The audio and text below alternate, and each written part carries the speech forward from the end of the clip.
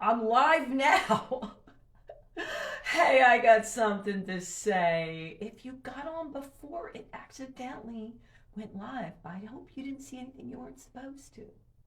How are you? How's your week going so far? I'm so excited to have my buddy, my pal Stacy on, who a lot of people kept calling me Stacy when we were together at Heroic Public. So funny. Then we decided I had daisies on. I should have kept the daisies on. We said, all right, you know what we're going to do? We'll just call each other Daisy. I was just talking about you, Daisy. There you go. Hi, Sandy. Hi, Stacy. I was saying how not everyone, but it caught on that people were just calling me Stacy. That's true. That's true. And And I never mind the Daisy comment. We'll get to that, I'm sure. we're going to get to that, but I was proud to be a Stacy. It was all good to me. They were thinking I was you. Woo, woo. But before we get in that and celebrate all of you, I'm going to tell them a little bit about you. Stacy Fritz, is that okay? Sounds awesome. Thank you, Sandy. President and CEO, Fit to Order LLC.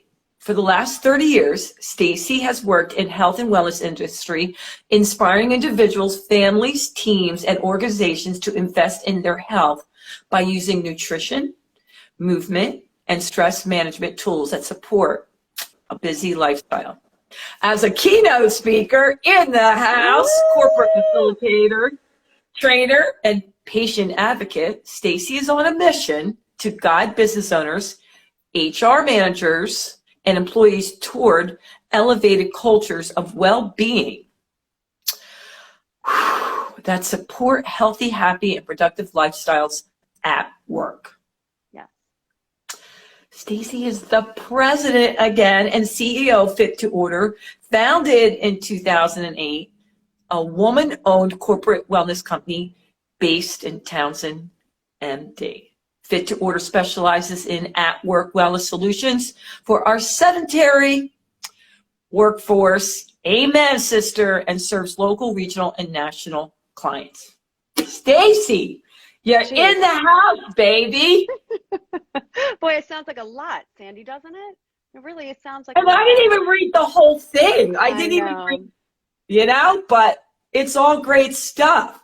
Thank you. So, I was reading over your one thing you want to get out in the world, and I really don't do it justice. So I want you to tell us, what's the one thing that when I said you want to get out to the world and women, that you want to get out there? Right. So again, thank you so much for the invitation to be with you. You know, I adore you. I really do. And it's before I even say another word, the fact that people called you Stacy and me Sandy was such a compliment. So I feel like we're sisters on this IG live. So Yeah. my one overarching message, no matter what I do in business and in life, is that I would love for people to know how much control that they have over their own personal health. We give away our power. And the reality and the research and the latest data indicates that we have far more control than we are led to believe, and that we seek external tools to be able to, do things and stuff to our bodies, that we have everything that we need right in here. And so I'm Mhm. on a mission to make sure that we understand that when a diagnosis does come into play, of course, there is room for all of us in that conversation. We need our Western doctors, but we also need to realize that there are many different roads that lead to healing. And the majority of our diseases are directly connected to the daily choices that we make every single day. And so we give away that power. We typically treat when there is a problem. And what I'm suggesting is that we spend an awful lot of time at work. We should be managing our health at work and at home.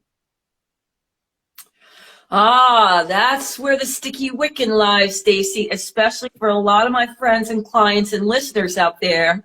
They thought it was going to be so great working from home. That's But right. now, where is that divider? And where do they turn off? And what I'm finding from my peeps is they're more stressed out because it's not like, okay, I go home, done, shut it off. They can go sneaking right back in Right, there. right. Did you know that what we're hearing now is that we've added an extra 5 hours to our work week since COVID? That means that we're working, just as you mentioned, more, not less. Yeah.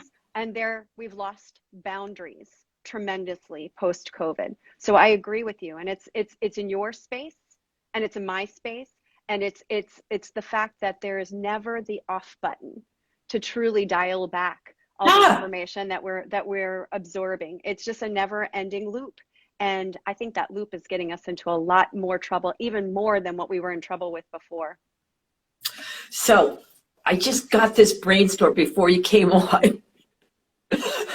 So we're just going to talk about it because what if, you know how you can say I'm out of the office on vacation, Right. and is there something that we could put on, or I'm sure there is, to say, I answer emails during this time. I get back to Texas during this time, Yeah. so that people don't think we're ignoring them, Yeah. but they get the boundaries of, I will answer you during office hours Yeah. and not be Yeah. expected to get back any minute. Because I don't know about you, Stacy, but it seems to me some of my clients, not naming names, if I don't get back to them right away, and it could be 8 o'clock at night, they think I'm ignoring them. Yeah. Yeah. What? Yeah. Well, I think the onus of the responsibility ultimately comes down to us as individuals too, is that we're giving away those boundaries. And so boundaries are even, I'm not even talking about since COVID, is the fact that we need to make a decision when is on time and when is off personal time. And we've made it so incredibly easy to be on all the time. I think, that's a really great question. I'm really appreciative of that because we're talking about something that we could provide the client with. But the reality is about this is an inward gaze and making a decision. We don't have to be there 24/7 for the people that we serve. We have to be there 24/7 for the one that we should be serving, right? And Yeah. you can't pour from an empty cup. You've got, and I use, as in our schooling, I use the analogy of the oxygen mask regularly. It's probably overused, but it's still one of my favorites, is the fact that you can't give away something that you don't have. When you're riding in an airplane and the flight attendants say, please put the oxygen mask over your mouth and nose and breathe normally before you hand it off to somebody else. I think that that's really applicable. And the question that you just asked is what is the expectation? If you and I have commiserated on this, if we're in the mindfulness space, what is it that we're teaching our customers and clients if we don't have the off button? And being able to take that inward gaze and say, I need to fill up my cup and I cannot be there present and completely, ready for this, fully expressed, unless, of course, I have filled up my empty tank too. So I have a lot of trouble, as much as I so appreciate technology and all the tools that it's been given us to be able to connect with others in a really rich and rewarding way. At the same time, I find myself retreating and trying to find ways that I can connect in a more non-technology way, not only to be able to fill up energy, but to be able to get off of this two-dimensional place where we're just spending an awful lot of time. I worry about the kids coming down, after post-COVID with all the extra technology, and then also that authentic ability to make eye contact and to be in present and to see. That's what I loved about, spending time with you, is that we were in person and we made that connection that way. So that's probably more than you asked for, but No, it isn't. And by the way, I don't think that analogy is overused, because every time you say it, and I teach this, it reminds me, oh yeah, me first, and it's not selfish. The oxygen, it's just perfect. Survival. So I appreciate, yeah, and I think of that all the time, because even those who do take care of themselves, we need reminders all the time. All the time. I'm telling you, I can go down that rabbit hole, and before you know it, I'm like, wait a minute, how did I get sucked in Mm. to thinking I have to answer stuff at 10 o'clock at night when I Because really want to. it's true. It's really, really true. But again, between you and I and the service that we are trying to serve with the population that we enjoy, is that to be a good role model, we have to take our own advice. And our own Yeah. advice means making that reconnection with real time people and family and friends and whatnot. I'm guilty of it too, Sandy. I mean, I think it's because we love what we do, and we're so lucky because we spend so much time at work in our lifetime. I feel so much gratitude to love my job. I really do. And Yeah. I know your listeners feel the same way about you, because there's nobody exudes joy like your middle name than you. And we are blessed. And I think part of the answering at 10 o'clock, to use your example, is I want to.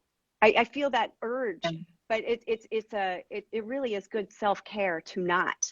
And if we do have other people that are working with us, that it sets the tone for the expectation, probably wrongly, but when somebody sees the leader, you know, answering, seeing the timing of those emails off hours, it makes us feel like we have to as well. And Yeah. I personally, I feel like I should set an example for my children. I should set an example for the folks that work with me. And it's also good self-care. So I had a few questions that came in for you from my Ooh, peeps. I can't wait to I hear it. asked them. Sandy's peeps. All right, Let me and here let me you have it. go. All right, here's the biggest one. Okay. The boss. Mm. How can they explain to their boss that they, and I got this from many different people in many different ways, but basically their bosses think they are available 24/7 now.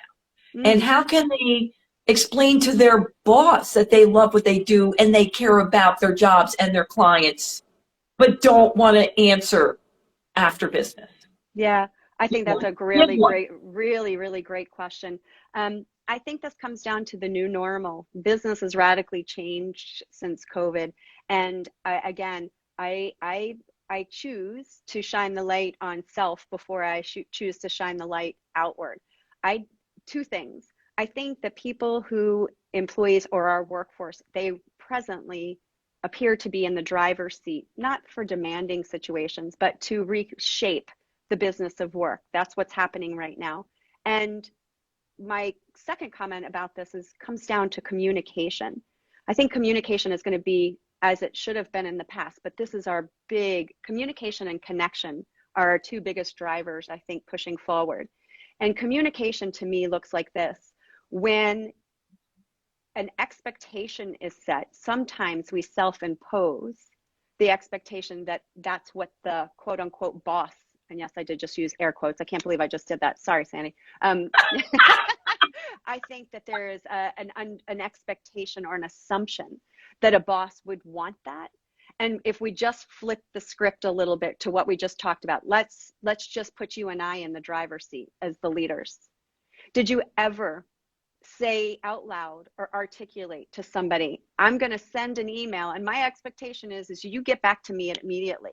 That I got to believe, and I'll go out on a limb and say you and I would have No, never, never launched that. But never. the boss probably is doing the same thing that you and I just talked about. They want to get ahead of the day. They want to launch that. So I think some of it is a disconnect in communication where we think because we're receiving a question that there is an immediate response. What if we changed that and said, you didn't even have to say it out loud. The email comes in and you wait until your boundary hours you're available and you immediately respond. Thank you very much for your email. And I appreciate a little bit of time to, consider. But if you consistently are responding in the time frame of your quote unquote work hours, who's going to argue with that? I don't see too many bosses right now, leaders that are in a demanding position. Now, if you're under a deadline, you get it. There's circumstances, there's project. Yeah. I get that whole thing. But on a day-to-day basis, like I said, two things. Employees feel to me like they're a little more in the driver's seat and being able to request things that fall under the category of well-being, not necessarily wellness, but well-being, self-care, all the categories. And that I think that having a reasonable expectation of on and off hours has kind of gone out the window. Your listeners could disagree with me, but I don't see that presently. Do you? You know what? You just gave me the biggest aha moment, because when I owned my health clubs, I would email people late at night because that's when I wake up. Like 10 p.m. is my hour. And I was fortunate enough, that you can call the shots, make the hours you want to, not the 9 to 5. But I had to say to a lot of my employees that I realized they thought they had to get back to me. It was just, I had to get it out. That's what I want to do. So what I did is I actually sat with them and said, this is just when I work. Please know. And even when I did that, there were some people that still felt, as soon as that email came across, you're right, they felt they had to respond. And I sat down with them and go, please don't do that. That's right. Work when your hours are. So you're right, Stacy. Yeah. Well, and I think that you can actually even set the tone of those emails to deploy during the time that you would like them. This is no different. You're a night owl, I'm an early bird. It's not unreasonable for me to be up at 5 typing away. It's just my preference. I just do really well.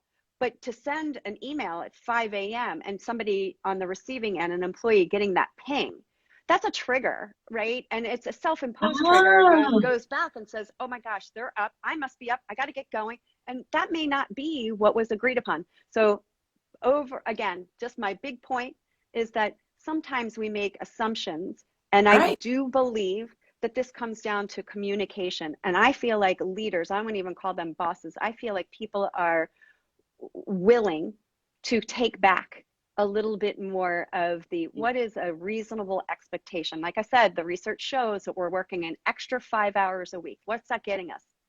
What is 5 hours extra getting us? More stress, more burned out employees. I think we have to kind of take it back and really reevaluate. Don't we want effective job performance, not necessarily being there for all the hours? What can you do in the time span that's healthy, and not necessarily in the time span that says that, hey, I'm a better employee because I am there for you 24/7. I disagree. I totally disagree. All right, you heard it from Stacy Fritz. She disagreed, and I'm with her, baby. All right, so we got to talk about this, girlfriend. Yes. An hour of daily working out movement isn't enough to undo the hazardous chronic sitting. What are people going to do out there? They can barely move 20 minutes. Listen, come on. I knew you were going to pluck that out of my information. It's true. So what the data says is that if you are somebody who sits all day long, I like to call them desk jockeys. Some people find that offensive. It's actually a very kind terminology, desk jockey, for somebody who sits more than 4 or 5 hours per day. The research shows that a 1 hour daily workout is not enough to undo the effects of sitting there. Now, it's a little bit of a trick on those words, because people are like, oh, that is, out of all the things I talk about, Sandy, that is the one thing that people always bring up. And it's a true statement. But the reality is what I was talking about was chronic occupational sitting. You are not moving for 5 or 6 hours. You're not going from standing to seated. You're just grinding out the work. And we know that there's a whole host of problems, musculoskeletal, all the problems with, I like to call them the sleeping booty, the hunched over shoulders, all of the things. But it's a little bigger than just being uncomfortable in the neck and in the back side. We know that there's compression in the lung space. We know if we're not breathing effectively, that's not good as well. Compressing the internal organs, not good either. The eye gaze and being in front of the TV or the monitor screen, not good for eye health. But you can undo those. And the remedy for that is short movement and stress breaks interspersed throughout the day. So people, it's just a combination of the two things. Don't get me wrong. Please don't stop that 1 hour workout. I love, love, love that. But you can't just expect the 1 hour workout to get rid of that sedentary lifestyle and never mind, it's not just at work. You sit at work all day long, then you go home and sit in front of the TV, You sit down when Mm. you're eating. Hopefully you're driving now back to the office. So if you do a little test, how many hours a day are you really sedentary? You're going to be really surprised. And what I'm suggesting, without disrupting workflow, that we get in there with small movement breaks that address movement and address our stress. That's all. That Okay. takes very So little. what I'm hearing is Yes. people every hour should be doing celebration dances. That's what I'm hearing, Stacy. Listen, if you get up there and give them a little wiggle, that counts. That counts. It gets rid of the sleeping booty for sure. I'm just saying, please don't sit there with your head jutted out, your chin jutted out in an ill-equipped workstation because you're now working from home, right? Get up. The next question I get, Sandy, I'll answer it before you ask me, is what about the stand-up desk? And it's Oh the my gosh, same. that's what I was going to say. I knew you were going to ask me that. And so here's the thing. It doesn't matter if you are sitting there for 5 or 6 hours during the course of the day, or you're standing there for 5 or 6 hours during the course of the day. The human body was meant to move. So physiologically, culturally, we're asked to sit, right? All day long. That's what we're asked to do. Sit, pay attention, look at the screen, do the good things. But we, as a species, we were designed to move. So I almost say the benchmark, the gold standard, which most people will throw something at the screen at me, is almost like that antiquated little tiny treadmill that goes underneath the desk where you can just move at a slow pace. Nobody's going to go out there and get that, right? There's some people, but just know that even taking your break from going from seated to standing is movement. I'm just saying, don't sit there or stand there all day long. You got to move the body. It gets stuck. But you know what's going to happen? People are Right. going to be in meetings and they're going to be doing dances. Right. So this is the reason why you and I make a good team, because between your end zone dances, your football end zone dances, and my tips, tools, and strategies, we got them covered. Okay, so give me some more tips, tools, and strategies. Let's back up and think about this. So, floodgates came in. Right now, I got I see them, and an hour. A lot of them are my friends, Sandy. So they're probably like, "Stacey, stop telling them." No.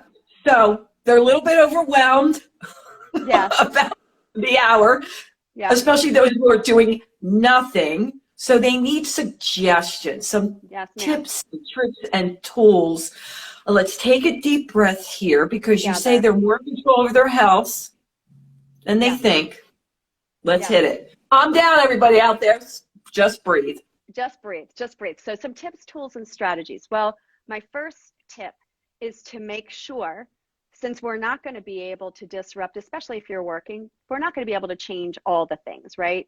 So we want to make sure that we have really good setup with our workstations, whether you're at home or you're at work. I'm just going to give you 3 quick ones, right? Because we want to make sure. I'm going to turn to the side really quick.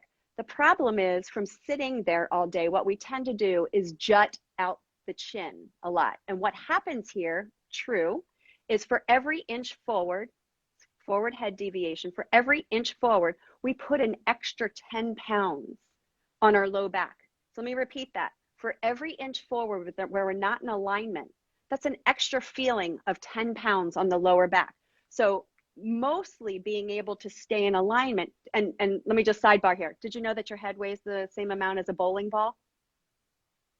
No, I did I not just know. totally stumped you. So this bowling ball head is jutted forward, putting a lot of stress back here, right? So making sure we're in alignment looks like, very easy, right angles of everything. So we're going to start from the head to the toe. Your eye gaze needs to be at the top of the monitor. That's where your monitor to be. Most people, they're looking down or they're looking up. Puts us not in a 90-degree angle. We're not in alignment. We're putting a lot of stress. Remember, bowling ball head's heavy. So eye gaze needs to be at the top of the monitor. The second cue is the ears need to be over the shoulders. All that means is you're not doing this to kind of see the screen. You need to pull that screen back so where ears are over the shoulders. The arms are in a 90-degree angle on your keyboard. Make sense?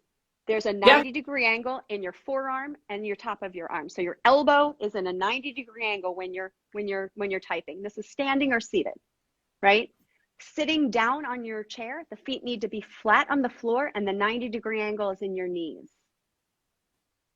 So Mm. if it's not, we need to either raise or lower the chair. Follow? So if nothing else, if you remember nothing else, remember whatever way you're sitting, look at all the different angles that your body is in and make sure everything is in almost a 90-degree angle will be a great tip. The next tip I'm going to give you really quickly is you want to set a timer. Everybody's got a timer. If you don't have a timer, it's on your computer, it's on your or Apple. We're not at a shortage for timers, Yeah. okay? Set a timer for 90 minutes. And I don't care if you get up, use the bathroom, grab a drink of water, grab another cup of coffee, disrupt your sitting, disrupt your standing, get some movement in there, right? And last, wherever you are in space with work, maybe you're feeling lethargic or maybe you're feeling really frenzied. Don't forget to come back to the breath. The breath is everything. So taking full breaths, using the whole lung space, it's called diaphragmatic breathing, and being able to come to a tool that is built within us will automatically, a couple of rounds of really good breaths will dial anything down or bring it up, depending on what kind of breath technique you use. It's just about finding little nuances. It's not hard. I would call them hacks, work hacks, but you Yeah. have to build these in during the workday. It's just that important. And so I happen to think that we are in a place post-COVID that I'll call it the global opportunity instead of the great resignation. We are in a strategic place where we can improve our health and do so in work break format. And nobody is going to tell us no, because our leaders want the same thing. They want us to be healthy at work because they want us working. And we also know that healthy employees are more productive and less expensive, right? So again, it's this collective opportunity to take short little work breaks without disrupting your workflow that will make a huge difference in your workday. You will feel better, I promise. I believe you. So, Stace, let me Yes, just, Daisy. Daisy. I'm going to come after that scarf. You know that, right? Oh, you like that? The Yeah, I'm a daisies. scarf No, person. the one from school, the daisy scarf. Oh, the Daisy one. Yeah, I should have wore that. I didn't think of it. It was too late.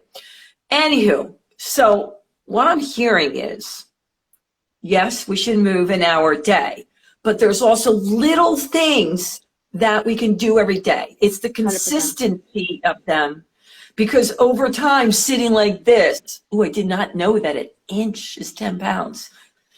And sitting in alignment makes a Yep. huge difference, as well as Huge. getting up every hour and breathing. Yep. I want to circle back just a minute. We don't have much time. We'll have to bring you back on, but I want a little bit more explanation on this. Yep. Our country doesn't have a how-to problem with how to get healthy. We have an identification issue. Yeah. Oh, What do you wow. mean by that, Loaded. Stacy? How do I have 90 seconds or let me just give you the quick Don't version of that. worry about it. If we go over a little bit, I need to know. Okay. So if you Google, how do I stay healthy in my desk chair? It's going to return a bunch of information. That's the how to. If I Google, how do I lose weight? It's going to return a bunch of information. We don't have a how to problem. There's a gajillion of us out there that would love to coach and teach how to do something. The problem that we have is a what problem. We don't self-identify with what we are looking for. That's why we keep revisiting the same 15 pounds that we lose. That's why we keep revisiting sedentary lifestyle, musculoskeletal issues, is that we need to pause and take a look inward and say, okay, before I pick out how I'm going to do this, what exactly is the story that I'm telling myself about why I'm not doing it, right? Or why I keep revisiting the same problem over and over again. It's an identity issue to say, I can. How many people have you heard say, like, I am absolutely going to go to work and I'm going to get healthy today? People don't say that, right? We typically segment it, we separate it, right? I'm going to get healthy in my 1 hour workout, and then I'm going to be a rockin' employee here, and then I'm going to go be a great mom or a great, friend or whatever it is. We segment our life. And what I'm saying is to self-identify with the fact that the word is, I'm going to be balanced and I'm going to be healthy. And that means in all aspects of my life. So like I said before, this is not if your watchers are confused about how to do the 90-degree angle, you can give them my email. I'll give it to them for free. No big deal. I'll set them up. It's not a how-to problem. We know how to do stuff. We just don't get to the place where we want somebody to do the quick fix for us, and we don't identify with you already are able to do it, we just aren't applying it, or you don't see yourself in that capacity being able to be healthy at work. I happen to self-identify with that. So if it's somebody who's looking for that, then they just have to be able to say, this is where I'm going, this is my metric to evaluate it, and then I'm going to go find the how to do it. The how to is usually what we do first. We should do it last. You got to set the stage, if you will. Yeah. Does that make sense? It makes perfect sense. It's like when I used to, years ago, I remember you'd have to prove to corporations that it would benefit them financially. I almost did air quotes for you. Financially, that their employees needed to work out. Now you don't need to do that. You know what I mean? Everybody knows to do that. Yeah. But Yeah. Yeah. The best analogy is, like I said, is the weight loss one. If it wasn't an issue, why does somebody say, like, I've lost 100 pounds, like, 5 different times, you know what I mean? Yeah. And then regained it. They knew how to do it. They were able to get it done, but they didn't identify with what the outcome was. And therefore it's like a thermometer or a barometer. The body likes to be in this steady state. We always go back to what we did before. Right? So we need to go inward and figure out that self-identification. I'm actually, kind of pitting myself against my own industry, because what I'm saying in corporate wellness is that the things and stuff that we apply to this strategy, they don't mean a thing if we don't have the workforce leaning into it and accepting it and identifying with it as well. We as leaders can apply all the strategy we want, but unless the people that we're applying it to are identifying with it and say, yeah, I find value in that. Right? We don't identify with something until there's an urgency. And what I'm saying is that urgency tends to be a chronic disease diagnosis or worse. And so then we have all the time. Then, Stacy, please tell me what to do. How should I do it then? Because you're in pain, you feel bad, you're trying to get out of it. And what I'm saying is that we should get in front of it. I can't stand the word prevention. People run away from me when I say that, but it's true. We have plenty of time. We have plenty of time to take care of it when it's too late. But we don't have a whole lot of time to take care of it now. Yeah. Well, Stacy, I would say to the listeners and viewers, don't you want to enjoy life as long as you're here, feeling as good as you possibly can? I mean, I like feeling not just I want to have vitality. Agreed. As long as I'm here, who knows how long? Hopefully it's a crazy life, but I want to wake up every day feeling good no matter what age. Agreed. Nothing tastes as good as that fit feels, right? Absolutely. Yep. I mean, we are absolutely. Wait, say that one more time. Say that one more time. I want it to sink in. Nothing tastes as good as fit feels. Replace the word. Nothing tastes as good as healthy feels. No, I like it. I like that one. Yeah, that's a good one. All right, Miss Stacy Fritz, aka Daisy. We got to wrap it up. But before we do, where can we find you? Oh, Sandy, you're so sweet. You can find me. Fit to Order is my company. That's FIT, the number 2, and order. I would love it.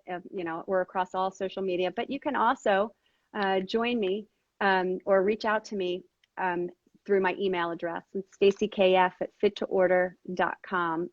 Again, I'm across all social media.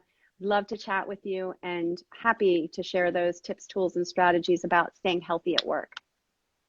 Yes, and she would love to come to your work site or any engagement that you have around the world and do her keynote presentation. Yay. And yours too. I can't wait. We're going to be so great. We are so great. So yeah, I'm ready, girlfriend, for you to rock and roll. I can't wait. You too. It's such a pleasure, Sandy. I adore you, and I'm so grateful to be with you, and I can't wait to watch how you soar as well. Well, thank you. All right, I got something to say. Let's thank Stacy for being here. We'll have to have her back, and you know what I'm going to say. Until next time, toodles.